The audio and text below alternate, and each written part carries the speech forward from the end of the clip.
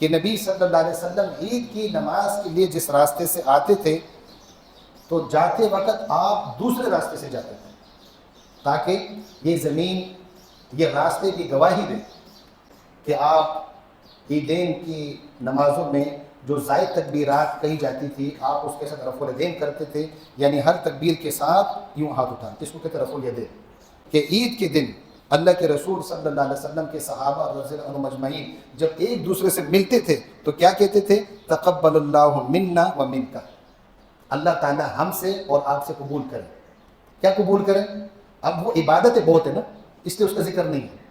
روزے ہیں، اللہ کے حضور رونا۔ رسول اللہ صلی اللہ علیہ وسلم عید الفطر کے دن نماز عید کی ادائیگی کے لیے روانہ ہونے سے پہلے آپ تاک کھجورے کھاتے تھے۔ الفاظ کیا ہے؟ یأکل تمرات، ایک کھجور کو تمرتن کہتے ہیں، دو کو تمرتان، اور تین سے زائد کو تمرات کہتے ہیں۔ تو کم از کم 3 کھجوروں کا ذکر آتا ہے۔ عام طور پر ہم کیا کرتے ہیں؟ ایک کھجور کھا لیتے ہیں، نہیں، 3 سے شروع کریں۔ اللہ کے رسول صلی اللہ علیہ وسلم نے حکم دیا کہ جو یہ شرعی عذر رکھنے والی عورتیں ہیں ان کو بھی لاؤ، عیدگاہ میں ان کو بھی لاؤ۔ یہ روایت سے مسلم کی حدیث نمبر 890 ام عطیہ رضی اللہ عنہا فرماتی ہیں کہ نبی صلی اللہ علیہ وسلم ہمیں حکم دیتے تھے کہ ہم عیدین کی نماز کے لیے نکلیں، ہم آئیں۔ السلام علیکم ورحمۃ اللہ وبرکاتہ۔ الحمدللہ والصلاة والسلام علی رسول اللہ، اما بعد فاعوذ باللہ من الشیطان الرجیم، بسم اللہ الرحمن الرحیم۔ شهر رمضان الذي أنزل فيه القرآن هدى للناس وبينات من الهدى والفرقان، فمن شهد منكم الشهر فليصمه، ومن كان مريضا أو على سفر فعدة من أيام أخر، يريد الله بكم اليسر ولا يريد بكم العسر ولتكملوا العدة ولتكبروا الله على ما هداكم ولعلكم تشكرون۔ من يطع الله ورسوله فقد رشد واهتدى، ومن يعص الله ورسوله فقد ضل وغوى۔ اللهم صل على محمد وعلى آل محمد كما صليت على إبراهيم وعلى آل إبراهيم إنك حميد مجيد۔ اللهم بارك على محمد وعلى آل محمد كما باركت على إبراهيم وعلى آل إبراهيم إنك حميد مجيد۔ سورۃ البقرہ کی یہ آیت کریمہ 185 ہے۔ رب العالمین نے ارشاد فرمایا رمضان کا مہینہ وہ مہینہ ہے جس میں قرآن مجید کا نزول شروع ہوا، قرآن مجید جس میں ہدایت کے روشن دلائل ہیں اور حق اور باطل میں تمیز کرنے کے لیے بے شمار دلیلیں اور ہدایات ہیں۔ فمن شہد منکم الشہر فلیصم، جو تم میں سے اس مہینے کو پالے، اس مہینے میں حاضر ہو، فلیصم، اسے چاہیے کہ پورے مہینے کے روزے رکھے۔ ساتھ میں رخصت ذکر فرما دی کہ جو بیمار ہو یا سفر پر ہو اور وہ روزہ نہ رکھ سکے، فعدۃ من ایام اخر، دوسرے دنوں میں سے وہ قضا روزے رکھ کر رمضان کے روزوں کی گنتی مکمل کریں۔ پھر فرمایا یرید اللہ بکم الیسر، اللہ تبارک و تعالیٰ تمہارے لیے آسانی چاہتا ہے۔ ولا یرید بکم العسر، رب العالمین تمہارے لیے سختی اور تنگی نہیں چاہتا، اس لیے جو بیمار ہے، مسافر ہے، جو شرعی عذر رکھنے والے ہیں، جو روزہ رکھنے کی بالکل طاقت نہیں رکھتے، رب العالمین نے ان کو رخصت دے دی۔ فرمایا جو مریض اور مسافر ہے وہ بعد میں روزے رکھ لیں، اور جو بالکل روزہ رکھ ہی نہیں سکتے، فرمایا وہ ہر روزے کے بدلے فدیہ دے دیں۔ تو اللہ تعالیٰ تمہارے لیے آسانی چاہتا ہے، سختی نہیں چاہتا۔ وَلِتُكْمِلُوا الْعِدَّةَ، اور تم روزوں کی گنتی پوری کرو، یعنی جن کا شرعی عذر تھا، جن سے روزے رہ گئے، وہ بعد میں ان قضا روزوں کی گنتی پوری کریں۔ وَلِتُكَبِّرُوا اللَّهَ عَلَى مَا هَدَاكُمْ، اور اللہ تعالیٰ نے جو تمہیں ہدایت دی، اس ہدایت کی وجہ سے تم اللہ تعالیٰ کی بڑائی بیان کرو، اللہ تعالیٰ کی تکبیر کرو کہ اللہ تعالیٰ نے تمہیں مکمل روزے رکھنے کی توفیق عطا فرمائی، تمہیں اللہ تعالیٰ نے ایک اور رمضان نصیب فرمایا، وَلَعَلَّكُمْ تَشْكُرُونَ، اور تاکہ تم شکر کرو۔ تو یہاں رب العالمین نے اس آیت کے آخر میں گویا 3 اوامر ذکر کیے۔ پہلا امر، پہلا حکم کہ تم روزوں کی گنتی پوری کرو، اور دوسرا حکم کیا ہے کہ تم اللہ تعالیٰ کی تکبیر بیان کرو، اللہ تعالیٰ کی بڑائی بیان کرو، اور تیسرا حکم کیا ہے وَلَعَلَّكُمْ تَشْكُرُونَ، کہ تم اللہ تعالیٰ کا شکر ادا کرو۔ تو رب العالمین کی اس آیت کا یہ تقاضا ہے کہ جب شوال کا چاند نظر آ جائے، یعنی عید الفطر کا چاند نظر آ جائے، تو ہم اللہ تعالیٰ کی بڑائی بیان کرنے والے بن جائیں، ہم تکبیر کہنے والے بن جائیں، ہم اللہ اکبر یہ صدائیں بلند کرنے والے بن جائیں۔ تفسیر طبری میں ہے، سیدنا زید بن اسلم رحمہ اللہ فرماتے ہیں کہ جب شوال کا چاند دیکھ لیا جائے تو حین یری الہلال، جب سے چاند نظر آ جائے تو اللہ تعالیٰ کی تکبیر شروع کرنی چاہیے۔ کب تک؟ جب تک کہ عید کی نماز اس مومن نے، اس مسلم نے نہیں ادا کی۔ فرماتے ہیں کہ یہ عید کی رات سے لے کر اللہ تعالیٰ کی تکبیرات بیان کرے، راستے میں ہو، گھر میں ہو، بازار میں ہو، مسجد میں ہو، یہ اللہ تعالیٰ کی تکبیر بیان کرے۔ وَلِتُكَبِّرُوا اللَّهَ عَلَى مَا هَدَاكُمْ، فرمایا اذا حضر الامام، ہاں جب عید کے دن، عید کی نماز کے لیے امام آ جائے، کف فلا یکبر الا بتکبیرہ، جب امام آ جائے تو پھر یہ تکبیرات کہنا بند کر دے۔ ہاں اگر وہ امام اللہ اکبر کہہ رہا ہے تو پھر یہ مومن بھی اللہ اکبر اللہ تعالیٰ کی تکبیرات کہے۔ اسی طرح سیدنا عبداللہ ابن عباس رضی اللہ تعالیٰ عنہما فرماتے ہیں، یہ بھی تفسیر طبری میں ہے، انہوں نے فرمایا کہ مسلمانوں پر یہ لازم ہے، حق علی المسلمین، مسلمانوں پر یہ چیز لازم ہے کہ جب وہ شوال کا چاند دیکھ لے تو وہ اللہ تبارک و تعالی کی بڑائی بیان کرے، اللہ اکبر کی صدائیں بلند کرے، یہاں تک کہ وہ اپنی عید سے فارغ ہو جائے، یعنی عید کی نماز سے فارغ ہو جائے۔ سیدنا عبداللہ ابن عباس رضی اللہ تعالیٰ عنہ نے فرمایا ایسا کیوں کرنا لازم ہے؟ کیونکہ اللہ تعالیٰ فرماتا ہے وَلِتُكَبِّرُوا اللَّهَ عَلَى مَا هَدَاكُمْ، جو اللہ تعالیٰ نے تمہیں ہدایت دی، جو اللہ تعالیٰ نے تمہیں رمضان میں روزے اور عبادات کرنے کی توفیق دی، موقع دیا، تو اس پر اللہ تعالیٰ کی بڑائی بیان کرو۔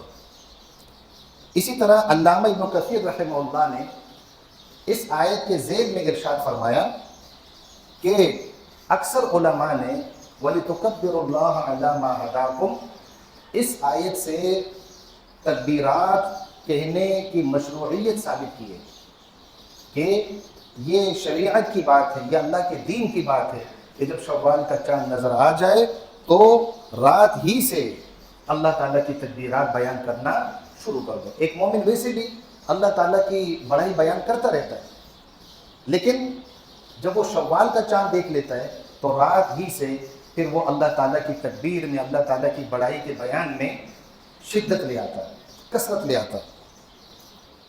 اور انہوں نے فرمایا کہ امام داود ابن علی الاصبہانی رحم اللہ، انہوں نے اس تکبیرات کو کہنا واجب قرار دیا، یہ تکبیرات کہنا یہ واجب ہے۔ انہوں نے یہ کیوں فرمایا؟ اس لیے فرمایا کہ اللہ تعالیٰ نے اس آیت کریمہ 185 کے آخر میں 3 باتیں ارشاد فرمائی، وَلِتُكْمِلُوا الْعِدَّةَ وَلِتُكَبِّرُوا اللَّهَ عَلَىٰ مَا هَدَاكُمْ اور وَلَعَلَّكُمْ تَشْكُرُونَ۔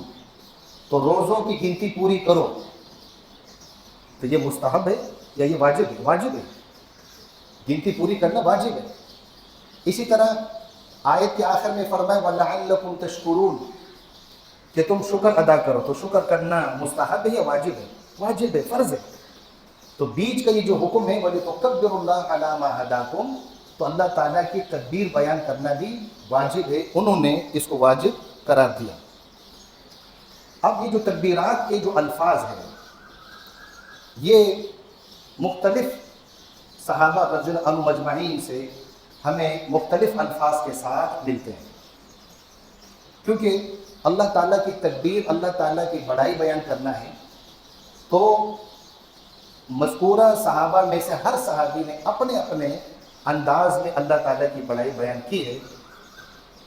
ان کلمات میں سے اگر کوئی بھی کلمہ ہم ادا کر لیں تو ہم اللہ تعالیٰ کی بڑائی کے اس حکم پر کہ اللہ تعالیٰ بڑائی بیان کرنے کا حکم دے رہے ہیں، ہم اس حکم پر عمل کر لیں گے۔ یہ مصنف ابن ابی شیبہ کی روایت ہے، سیدنا عبداللہ بن مسعود رضی اللہ تعالیٰ عنہ اور سیدنا علی رضی اللہ تعالیٰ عنہ وہ ان کلمات سے تکبیرات پڑھتے تھے، اللہ اکبر اللہ اکبر، لا الہ الا اللہ واللہ اکبر وللہ الحمد۔ اس کے شروع میں 2 مرتبہ اللہ اکبر، اور ایک روایت میں کہ اللہ اکبر 3 مرتبہ، اللہ اکبر اللہ اکبر اللہ اکبر، لا الہ الا اللہ واللہ اکبر وللہ الحمد۔ اسی طرح سیدنا سلمان فارسی رضی اللہ تعالیٰ عنہ جو بہقی میں روایت ہے کہ وہ یوں یہ تکبیرات پڑھتے تھے، اللہ اکبر اللہ اکبر کبیرا۔ یہ سیدنا سلمان فارسی رضی اللہ تعالیٰ عنہ ان کلمات سے اللہ تعالیٰ کی تکبیر کہتے تھے، اللہ کی بڑائی بیان کرتے تھے۔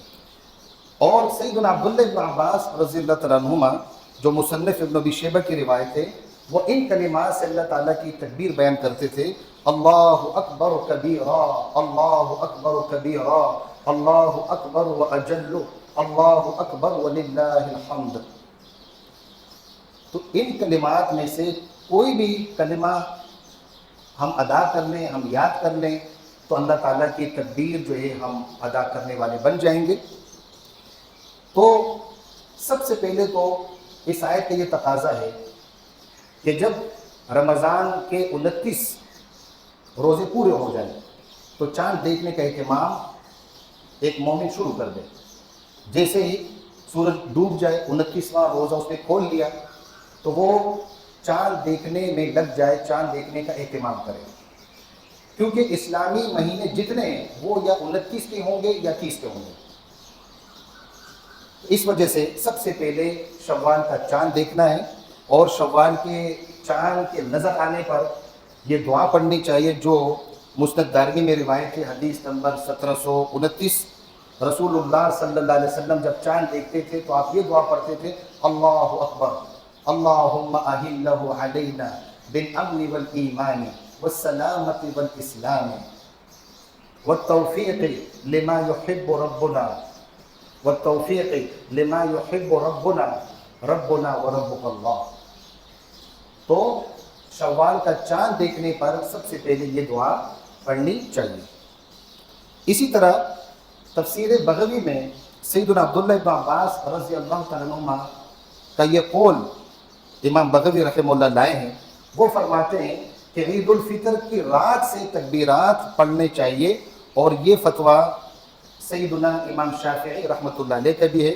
وہ فرماتے ہیں کہ جب شوال کا چاند نظر آ جائے اس وقت سے یہ تکبیرات شروع کرنی چاہیے۔ کب تک؟ نماز عید کی ادائیگی تک۔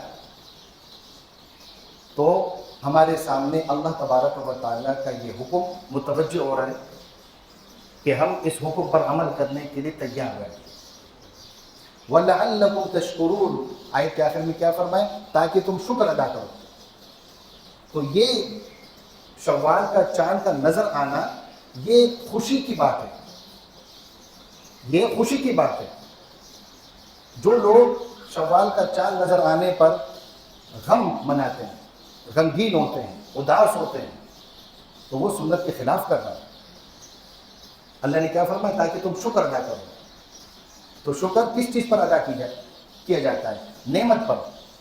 یہ جو رمضان پورا گزر گیا اور شوال کا چاند نظر آ گیا، تو اس رات کو غم کی رات مت سمجھو، اس کو اللہ تعالیٰ کی نعمت کی رات سمجھو، اس کو خوشی کی رات سمجھو۔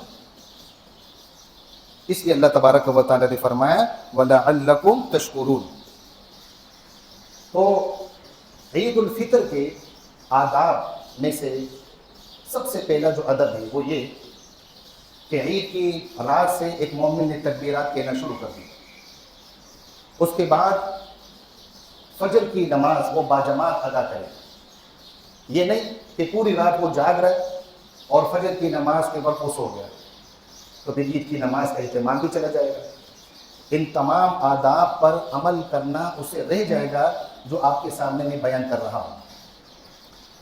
تو نماز فجر کی باجماعت ادائیگی کے بعد مستحب عمل یہ ہے کہ غسل کیا جائے، کہ غسل کرنا یہ کیا ہے؟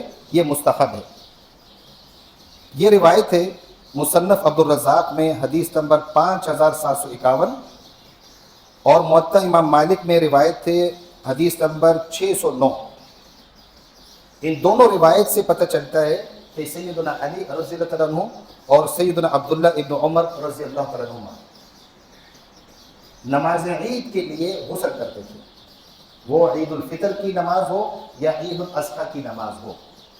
تو یہ غسل کرنا یہ مستحب ہے، یہ کوئی فرض نہیں ہے، اور یہ غسل مرد اور عورت دونوں کے لیے مستحب ہے کہ اس کا اہتمام کیا جائے۔ اسی طرح صاف ستھرے کپڑے پہننا یا نئے کپڑے پہننا یہ بھی ایک سنت عمل ہے، اس کو بھی اختیار کیا جائے۔ اور اگر نئے کپڑے انسان پہن رہا ہے تو وہ پھر جو نیا کپڑا پہننے کی دعا ہے، جو جامع ترمذی میں حدیث نمبر 1767 میں کہ رسول اللہ صلی اللہ علیہ وسلم جب نئے کپڑے پہنتے تھے تو آپ پہلے اس کپڑے کا نام لیتے تھے، جیسے قمیص، چادر، شلوار، اس کا نام لیتے تھے، اور پھر رسول اللہ صلی اللہ علیہ وسلم یہ دعا پڑھتے تھے اللہم لک الحمد انت کسوتنیہ اسألک خیرہ وخیر ما صنع لہ واعوذ بک من شرہ وشر ما صنع لہ۔ یہ جامع ترمذی کی روایت ہے صحیح سند کے ساتھ کہ اے اللہ میں تجھ سے اس کپڑے کی بھلائی مانگتا ہوں، اور جس مقصد کے لیے کپڑے بنائے گئے اس کی بھلائی مانگتا ہوں۔ اس دعا کا اہتمام اس لیے کرنا چاہیے، اس کو اس لیے پڑھنا چاہیے کہ نیا کپڑا پہننے پر انسان میں کچھ تکبر آنے کے امکانات ہو جاتے ہیں۔ دیکھو نئے کپڑے، اور پھر عید کے موقع پر، خاص طور پر عید الفطر کے موقع پر، کہ جیسے شوال کا چاند نظر آ گیا سرکش شیاطین کھول دیے جاتے ہیں، تو پہلے سے سخت مقابلہ ایک مومن کا شروع ہو جاتا ہے، سخت مقابلہ۔ تو اس وجہ سے اس دعا کو پڑھنا چاہیے کہ نیا کپڑے پہنے ہوئے یہ کوئی گناہ کا کام نہ کرے، گناہ سے بچ جائے، اس لیے اس دعا کا اہتمام کرنا چاہیے۔ اس کے بعد جو عمل ایک مسلمان کو کرنا ہے وہ فطرانے کا، سے بخاری کے حدیث نمبر 1503 رسول اللہ صلی اللہ علیہ وسلم نے حکم دیا کہ نماز عید کے لیے جانے سے پہلے فطرانہ ادا کیا جائے، جو تقریباً 3 کلو زرعی اجناس فی روزے دار کے بدلے، فی کس کے بدلے، وہ چھوٹا ہو، بڑا ہو، مرد ہو، عورت ہو، یہ فطرانہ ادا اس کو کرنے کب؟ نماز عید کی طرف روانہ ہونے سے پہلے۔ اگر کسی نے اسے ادا نہیں کیا، نماز عید کے بعد اس نے ادا کیا، تو فطرانے کا جو اجر ہے، فطرانے کی جو برکت ہے وہ اس کو حاصل نہیں ہوگی۔ ہاں اللہ تبارک و تعالیٰ عام صدقے کے طور پر قبول فرمائے گا۔ تو اس لیے نماز عید کی ادائیگی سے پہلے یہ فطرانہ ادا کرنے کا حکم ہے، اور اس حکم پر ہمیں عمل کرنا ہے۔ اسی طرح صحیح بخاری کی حدیث 953، سیدنا انس بن مالک رضی اللہ تعالیٰ عنہ فرماتے ہیں کہ رسول اللہ صلی اللہ علیہ وسلم عید الفطر کے دن نماز عید کی ادائیگی کے لیے روانہ ہونے سے پہلے آپ تاک کھجورے کھاتے تھے۔ الفاظ کیا ہے؟ یأکل تمرات، ایک کھجور کو تمرتن کہتے ہیں، دو کو تمرتان، اور تین سے زائد کو تمرات کہتے ہیں۔ تو کم از کم 3 کھجوروں کا ذکر آتا ہے۔ عام طور پر ہم کیا کرتے ہیں؟ ایک کھجور کھا لیتے ہیں، نہیں، 3 سے شروع کریں، 3 کھا لیں، کم از کم 3۔ اور ایک روایت میں وَيَأْكُلُ وِتْرًا، تاک کھاتے تھے، یعنی 3 سے شروع کریں، اگر ایک اور کھانے کا دل چاہ رہے تو ایک اور کھا لو، 4 کر لو، لیکن 4 کے ساتھ ایک اور ملا لو، 5 کر لو۔ کہ رسول اللہ صلی اللہ علیہ وسلم کیا کرتے تھے؟ تاک کھجورے کھاتے تھے۔ تو اس سے بھی، اس سنت کو بھی ہمیں زندہ کرنا ہے، اور ہمیں پہلے سے کھجوروں کا بندوبست کرنا چاہیے۔ فرض کرے کوئی ایسا غریب ہے کہ جس کے پاس کھجورے ہے نہیں، تو وہ پھر کوئی بھی چیز ہو اس سے وہ جو ہے اپنی صبح کا آغاز کرے، اور نماز عید کے لیے روانہ ہونے سے پہلے کوئی بھی چیز جو مباح حلال چیز ہو وہ کھا لے۔ تو اس سنت پر عمل کرنا ہے۔ اس میں کیا حکمت ہے؟ یہ کھجورے کھانے کی جو سنت ہے، اس میں حکمت کیا ہے؟ اس میں حکمت یہ ہے کہ جس رب نے فجر کے بعد سورج ڈوبنے تک کھانے پینے سے منع کیا تھا، جس پر تم نے عمل کیا رمضان میں، اب اس رب نے فرما دیا کہ اب فرض روزے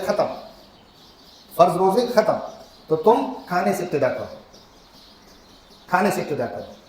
اب اگر کوئی عید الفطر کے دن روزہ رکھتا ہے کہ نہیں اب میں روزہ رکھوں گا، تو اس کو ثواب ملے گا، گناہ ملے گا، گناہ گار ہوگا۔ اسی وجہ سے سیدنا عمر بن الخطاب رضی اللہ تعالیٰ عنہ ایک مرتبہ منبر پر خطبہ ارشاد فرما رہے تھے، اور آپ نے لوگوں سے یہ فرمایا کہ اے لوگوں، عید الفطر کے دن روزہ رکھنا حرام ہے، اللہ تعالیٰ اور اس کے رسول صلی اللہ علیہ وسلم تمہیں اس دن روزہ رکھنے سے منع کرتا ہے۔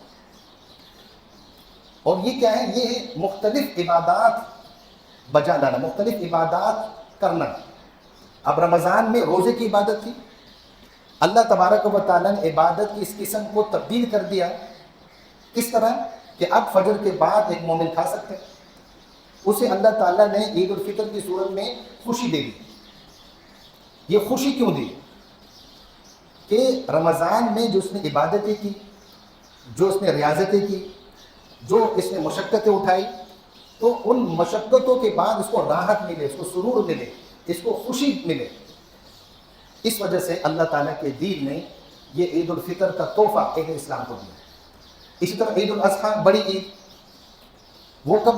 کہ جب حج کا بڑا رکن ادا ہو جاتا ہے، اس کے بعد اللہ تبارک و تعالیٰ اہل ایمان کو یوم النحر 10 ذو الحجہ کو عید الاضحیٰ کا تحفہ دیتا ہے کہ بڑی تم نے مشقتیں اٹھائی، بڑی تم نے محنتیں کی، اب تمہارے لیے خوشی کا یہ پیغام ہے، تمہارے لیے خوشی کا دن ہے۔ اس وجہ سے عید کے جو دن ہیں، عید الفطر کا دن اور اس طرح عید الاضحیٰ کے دن، اس میں انسان کو خوش رہنا ہے، خوشی کا اظہار کرنا ہے۔ یہ جو لوگوں میں ایک رواج چل پڑا کہ جس کے گھر کوئی فوتگی ہوئی ہوتی ہے وہاں جاتے سب سے پہلے، وہ گھر والے جو وہ غم کچھ نہ کچھ بھول گئے ہوتے ہیں، وہ غم اس کو دوبارہ تازہ کر دیتے ہیں، دوبارہ اس کو غمگین کر دیتے ہیں، اداس کر دیتے ہیں، اور قبرستان جاتے ہیں۔ کیوں؟ کہ نہیں ہم خوشی منائیں، اور یہ جو ہم سے بچھڑ گئے یہ غم میں، ارے تمہیں پتہ وہ غم میں وہ کس میں؟ قبرستان بالکل جاؤ، لیکن عید کے دن کیوں؟ تو خاص طور پر عید کے دن قبرستان جانا، اور وہاں پر پھر سورۃ یاسین پڑھنا، یا فوتگی والے گھر میں جانا، حالانکہ فوتگی پہلے ہوئی ہوتی ہے لیکن دوبارہ اس کو جا کے اس کو تسلی دینا، اس سے ملنا کہ بھئی ہم تمہارے غم میں شریک ہونے کے لیے آئے ہیں، ہمیں بڑا دکھ ہے، بڑا افسوس ہے، تمہارا والد فوت ہو گیا یا تمہاری ماں فوت ہو گئی، تمہارا بچہ جو بھی۔ اب یہ خوشی کا دن ہے، اب اس انسان نے ان کو دوبارہ پریشان کر دیا، غمگین کر دیا۔ اللہ کے رسول صلی اللہ علیہ وسلم کا رسول ہمیں یہ نہیں بتاتا جو لوگ کرتے ہیں۔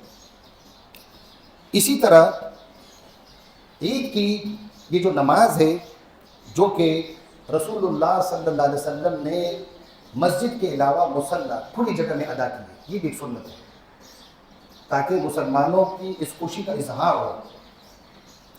جو کافر ہیں، جو منافقین ہیں، وہ مسلمانوں کی اجتماعیت دیکھیں کہ یہ یک جان ہے، یہ مجتمع ہیں، یہ بکھرے ہوئے نہیں ہیں.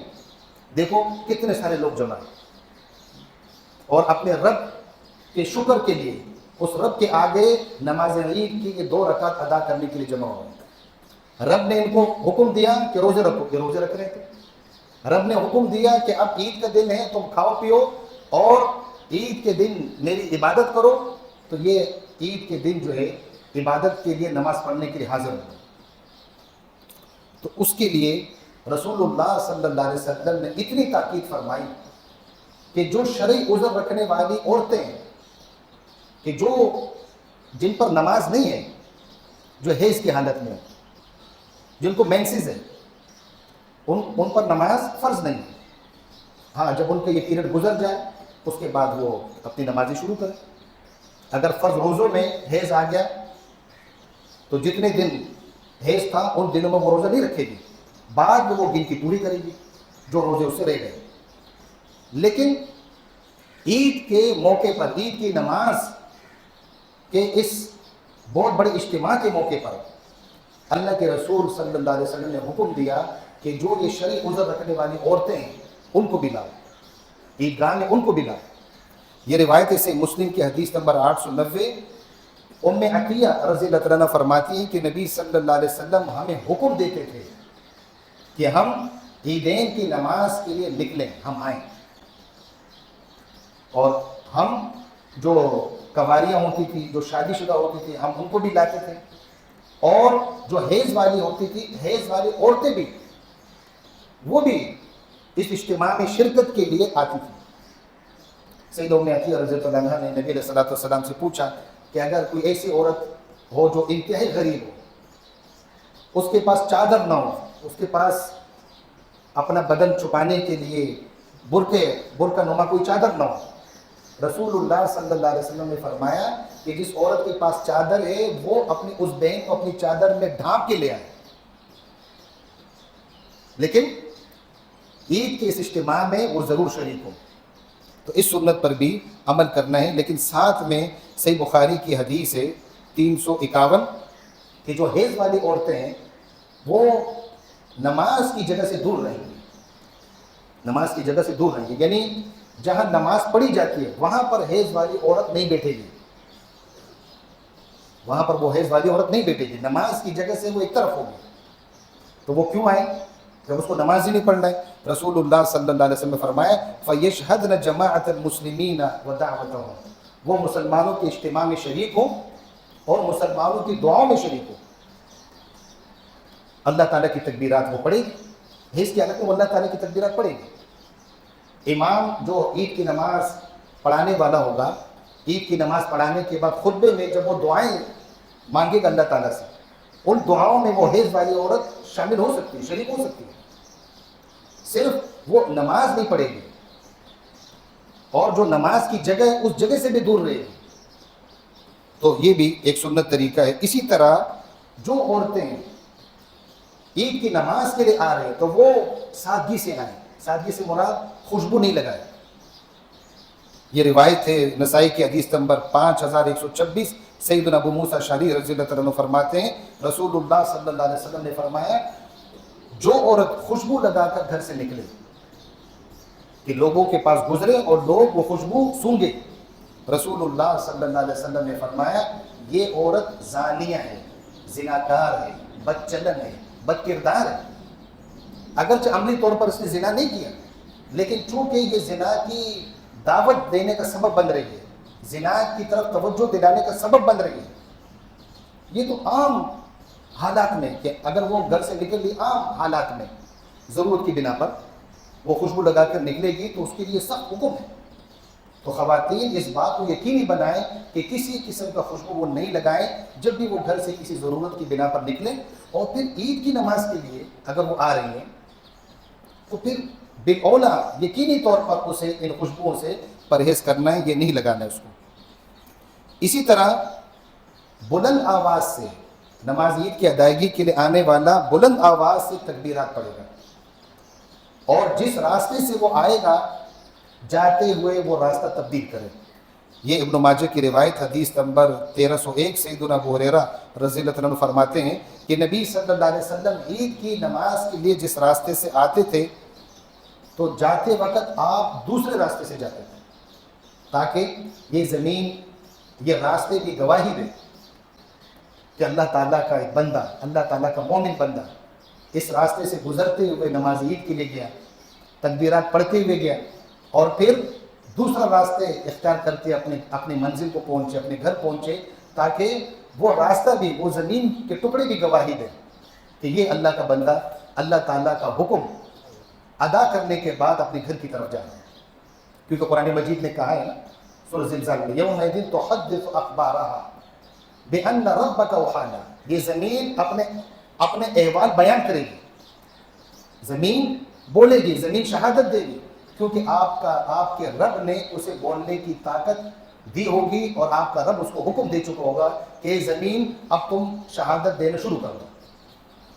تو اس کا جو خیال رکھنا ہے۔ اور امام ابن قدامہ رحمہ اللہ فرماتے ہیں کہ امام ابو الخطاب رحمہ اللہ فرماتے ہیں کہ عید الفطر کے لیے جب ایک مومن آئے گا تو آتے ہوئے وہ تکبیرات پڑھے، جب نماز عید کی ادائیگی کے لیے امام صاحب آ گئے تو تب وہ تکبیرات بند کر دے، تکبیرات کہنا بند کر دے۔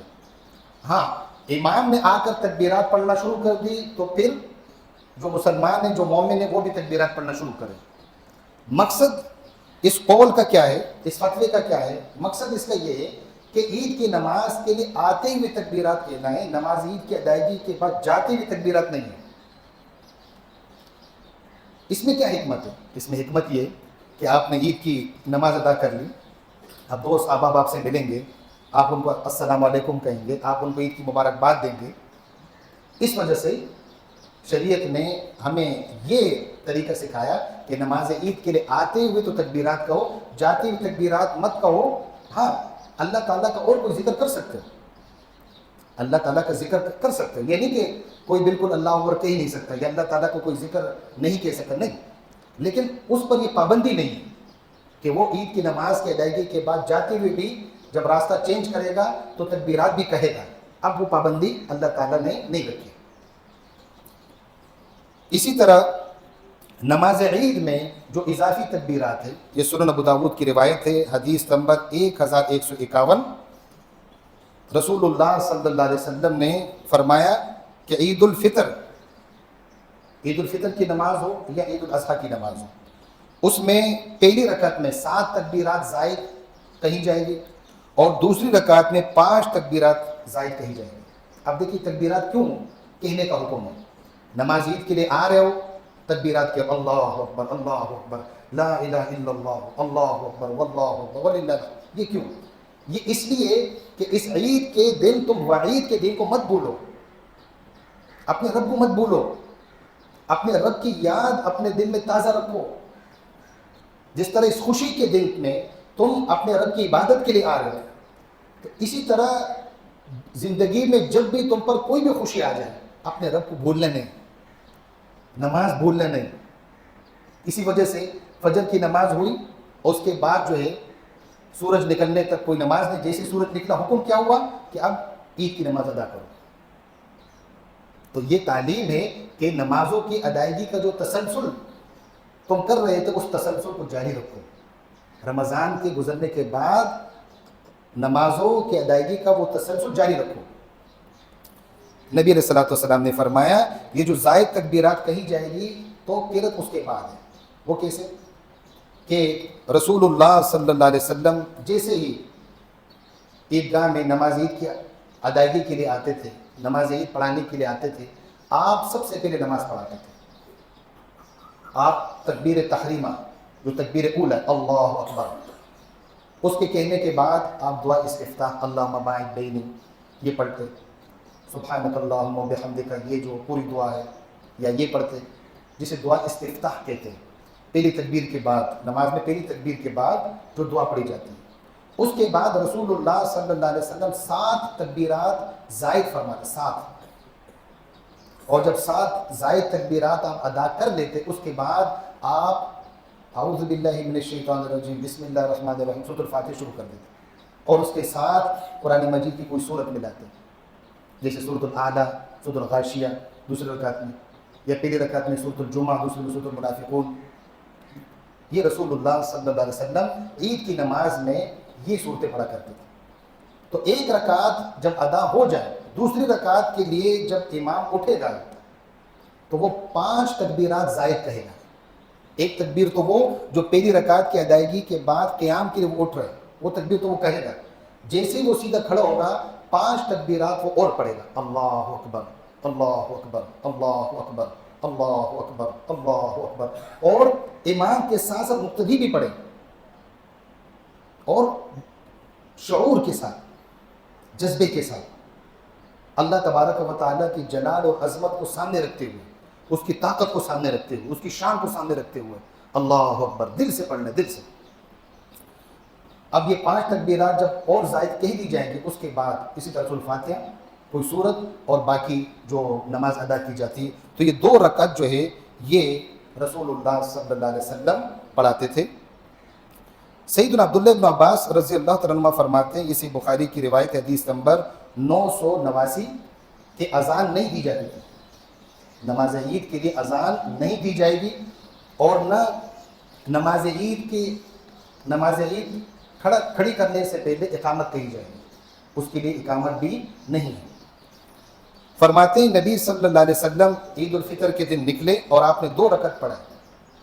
عید الفطر کی ان 2 رکعت سے پہلے آپ نے کوئی سنت کوئی نفل نماز نہیں پڑھی اور نہ بعد میں پڑھی، یعنی عیدگاہ میں آپ آئے اور ابھی عید کی نماز کھڑی ہونے میں ٹائم ہے، تو آپ نوافل نہیں پڑھیں گے، آپ نوافل نہیں پڑھیں گے، امام ابھی آیا نہیں تو آپ تکبیرات پڑھتے رہے۔ اسی طرح جب عید کی نماز ہو جائے اس کے بعد خطبہ، تو آپ ایسا نہیں کریں گے کہ آپ اٹھ کے جو ہے وہ سنتیں پڑھنے لگ جائیں، نفل پڑھنے لگ جائیں، نہیں، رسول اللہ صلی اللہ علیہ وسلم صرف یہ 2 رکعت پڑھاتے تھے، ان 2 رکعت سے پہلے آپ سنت نفل نہیں پڑھتے تھے اور نہ عید کی نماز کے بعد آپ نوافل پڑھتے تھے۔ امام علامہ بن باز رحمۃ اللہ علیہ انہوں نے فرمایا کہ جو جنازے کی تکبیرات ہے، جو جنازے میں عام طور پر 4 تکبیرات ہوتی ہے، اسی طرح جو نماز عید میں جو تکبیرات کہی جاتی ہے، انہوں نے فرمایا اس میں ہر تکبیر کے ساتھ رفع الیدین کرنا چاہیے، رفع الیدین کر سکتے ہیں، انہوں نے یہ فرمایا۔ اور امام ابن قیم رحمہ اللہ نے زاد المعاد میں فرمایا کہ عبداللہ ابن عمر رضی اللہ عنہما یوں کیا کرتے تھے کہ ہر تکبیر کے ساتھ رفع الیدین کرتے تھے۔ اسی طرح علامہ بن باز رحمۃ اللہ علیہ انہوں نے بھی عبداللہ ابن عمر رضی اللہ تعالیٰ عنہما کے عمل کو دلیل کے طور پر پیش کیا، لیکن علامہ البانی رحمۃ اللہ علیہ اور امام شوکانی رحمہ اللہ، اسی طرح اور جو محدثین ہیں، جو فقہاء اور علماء ہیں، انہوں نے فرمایا کہ سیدنا عبداللہ ابن عمر رضی اللہ عنہما سے جو روایت ملتی ہے کہ آپ عیدین کی نمازوں میں جو زائد تکبیرات کہی جاتی تھی، آپ اس کے ساتھ رفع الیدین کرتے تھے، یعنی ہر تکبیر کے ساتھ یوں ہاتھ اٹھاتے، اس کو کہتے ہیں رفع الیدین۔ اسی طرح جو عبداللہ ابن عباس رضی اللہ عنہ سے روایت ملتی ہے تو وہ سندن ضعیف ہے، جو بیہقی کی روایت ہے وہ سندن ضعیف ہے۔ اس میں فقہاء کی 2 رائے کہ عید کی نماز میں جو زائد تکبیرات کہی جاتی ہے اس میں ہر تکبیر کے ساتھ رفع الیدین کرنا چاہیے یا نہیں کرنا چاہیے۔ یہ اختلاف کیوں ہے، یہ 2 رائے کیوں بنی؟ اس کی وجہ یہ ہے کہ رسول اللہ صلی اللہ علیہ وسلم سے کوئی ثبوت نہیں ملتا کہ آپ نے ہاتھ اٹھائے۔ ایک تو جو تکبیر اولیٰ ہے اس میں تو ہاتھ اٹھائے، اور ایک جو مستقل رفع الیدین ہے کہ رکوع میں جانے سے پہلے آپ رفع الیدین کرتے تھے، رکوع سے اٹھنے کے بعد آپ رفع الیدین کرتے تھے، لیکن ان زائد تکبیرات میں رسول اللہ صلی اللہ علیہ وسلم سے کوئی دلیل ہمیں نہیں ملتی، اس وجہ سے اس میں یہ 2 رائے پائی جاتی ہیں۔ اب اس کا خلاصہ کیا ہے، اس کا نتیجہ کیا نکلا؟ اس کا نتیجہ یہ نکلا کہ اگر کوئی زائد تکبیرات میں رفع الیدین نہیں کرتا وہ بھی صحیح ہے، اور جو ان زائد تکبیرات میں رفع الیدین کر رہے ہیں، جو چند صحابہ رضی اللہ عنہم مجمعین سے عمل ہمیں ملتا ہے، تو اس کی روح سے اگر وہ رفع الیدین کر رہے تو ٹھیک ہے۔ زائد تکبیرات میں، نماز عید کے زائد تکبیرات میں رفع الیدین کرنے والا رفع الیدین نہ کرنے والے پر اعتراض نہ کرے، اور زائد تکبیرات میں رفع الیدین نہ کرنے والا رفع الیدین کرنے والے پر اعتراض نہ کرے۔ اس میں یہ وسعت ہے، اس میں گنجائش موجود ہے۔ اسی طرح جو عام مساجد میں عید کے دن نماز عید کی ادائیگی سے پہلے بڑی بڑی تقریریں ہوتی ہیں، تو یہ سنت کے خلاف ہے۔ رسول اللہ صلی اللہ علیہ وسلم جو ہی عیدگاہ میں پہنچتے تھے سب سے پہلے آپ نماز پڑھاتے تھے، اور 2 رکعت پڑھانے کے بعد آپ خطبہ ارشاد فرماتے تھے، اور وہ خطبہ ایک خطبہ ہوتا تھا۔ عید کے اجتماع میں ایک خطبہ ہے، یعنی ایک دفعہ خطیب کھڑے ہو کر وعظ و نصیحت فرمائے گا، ایسا نہیں کرے گا کہ تھوڑی دیر بیٹھے گا پھر اٹھے گا، جیسے جمعے کے دن 2 خطبے ہوتے ہیں۔ اور اسی وجہ سے مسجد میں امام جو ہے خطیب وہ ممبر پر کھڑا ہوتا ہے، ممبر پر، کیونکہ بیچ میں اس کو بیٹھنا ہے۔ اور نماز عید کے لیے عیدگاہ میں ممبر لانا یہ بھی سنت کے خلاف ہے۔ رسول اللہ صلی اللہ علیہ وسلم سے ممبر عیدگاہ میں لانا ثابت نہیں، آپ نے حکم نہیں دیا۔ اس کی وجہ کیا؟ اس کی وجہ ایک ہی خطبہ ہے نا، کھڑے ہو کر جیسے ہی سلام پھیر لیا جائے، جو مسنون اذکار ہے نماز کے، مسنون اذکار سے فارغ ہو کر خطیب صاحب کھڑے ہو جائے گا، اور وہ کھڑے کھڑے ایک ہی دفعہ میں خطبہ دے گا۔ یہ نہیں کہ اس نے خطبہ دیا پھر وہ تھوڑی دیر بیٹھا پھر اٹھا، نہیں۔ جو کہتے ہیں کہ نہیں جمعے کی خطبے کی طرح یہ خطبہ ہونا چاہیے، تو جمعے کا جو خطبہ ہے وہ الگ ہے، وہ الگ عبادت ہے، اور یہ جو عبادت ہے یہ الگ عبادت ہے۔ اس خطبے میں نبی صلی اللہ علیہ وسلم کا اسوہ ہمیں یہ ملتا ہے کہ آپ جمعے کے دن 2 خطبے ارشاد فرماتے تھے، بیچ میں بیٹھتے تھے، تھوڑا سا آرام کر لیتے تھے، اور اس عید کی نماز کی ادائیگی کے بعد رسول اللہ صلی اللہ علیہ وسلم ایک خطبہ دیتے تھے، ایک۔ یہ سے بخاری کی حدیث نمبر 962، سیدنا عبداللہ ابن عباس رضی اللہ عنہ فرماتے ہیں کہ میں عید کی نماز میں حاضر ہوا اللہ کے رسول صلی اللہ علیہ وسلم کے ساتھ، یعنی میں نے اللہ کے رسول صلی اللہ علیہ وسلم کے ساتھ عید کی نماز پڑھی، سیدنا ابوبکر صدیق رضی اللہ عنہ کے ساتھ، سیدنا عمر فاروق رضی اللہ عنہ کے ساتھ، سیدنا عثمان غنی رضی اللہ عنہ کے ساتھ۔ سب کیا کرتے تھے؟ کانوا یصلون قبل الخطبہ، یہ سب پہلے نماز پڑھتے تھے، بعد میں خطبہ دیتے تھے۔ تو یہ ایک سنت عمل ہے۔ اسی طرح نماز عید کی ادائیگی ہو جائے، خطبہ آپ سن لیں، اس کے بعد فتح الباری میں امام ابن حجر اسقلانی رحمہ اللہ روایت لائیں حسن سند کے ساتھ، سیدنا جبیر ابن نفیر رحمہ اللہ فرماتے ہیں کہ عید کے دن اللہ کے رسول صلی اللہ علیہ وسلم کے صحابہ رضی اللہ عنہم اجمعین جب ایک دوسرے سے ملتے تھے تو کیا کہتے تھے؟ تقبل اللہ منا و منک، اللہ تعالی ہم سے اور آپ سے قبول کرے۔ کیا قبول کریں؟